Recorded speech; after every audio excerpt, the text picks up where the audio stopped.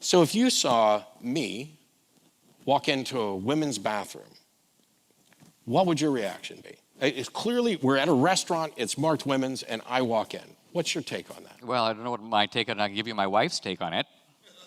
Well, She would feel very uncomfortable if you sprang your testicles in a women's bathroom, as would most of the other women if I in that bathroom. sprang my testicles, Yeah.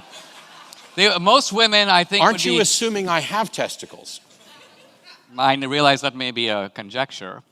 But the more important point is most women would be freaked out if a man walked into the women's bathroom while they were there. Okay.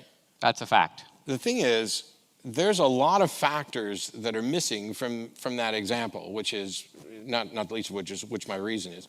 But do we have any evidence to show that anybody is in danger when a trans person goes into the bathroom that matches their gender identity to use it? Do we have any examples or data anywhere that somebody is more at danger? Do we have any evidence that trans people who would use their own biological bathroom are being psychologically harmed by doing that? Where's the evidence for that? So the evidence for that is in the depression rate and suicide rate of people who are being emotionally harmed by not hold being on right able to here. identify. Stop right there. That's not...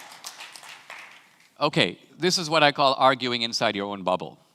Inside your own bubble, somebody who is biologically male but thinks they're female, right, are not having any kind of inner clash, no inner trauma between physical and psychological realities, let's call them. They are not depressed or traumatized by the very fact that their own body does not agree with them, right? Rather, they're just traumatized by the fact that they have to go into a men's bathroom.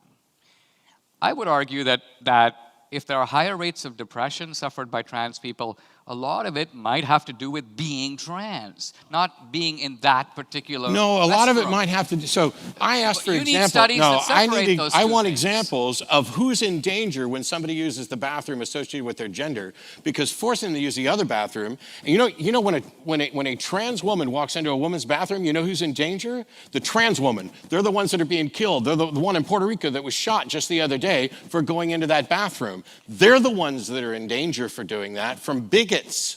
Well, I don't want to go down this road only because... How many? Only because... No. Well, what's to stop me? Whether I identify as a woman, first of all, if I was dressed as a woman, you wouldn't even know. What, you don't know what my junk is if I go in and open the door and sit down and use it? You don't have no idea. And it shouldn't be anybody's business what's in my pants or what I'm wearing. Well, quite honestly, if what you say is true... We can remove gender from the bathrooms entirely. If what you say is true that people don't know, you wouldn't even need laws. Because this is sort of like saying... The laws don't do anything to help. There's nothing stopping me from walking into a woman's bathroom and assaulting someone. But see, I think what you're missing here is this. Usually when you see a fence, in this case the fence is the distinction between men's and women's bathrooms, right? And maybe we're overplaying this topic, but what I'm getting at is, if you want to take a fence down, always ask, why was that fence put up in the first place? Who did it and why? Not if it's my property. I don't care why they put a fence up. Fair enough. But the point I'm making here is that we have men's and women's public bathrooms for a reason. And the reason, by and large, is, I would say, mostly for the protection of women. It's not that men... Yeah, trans women are women.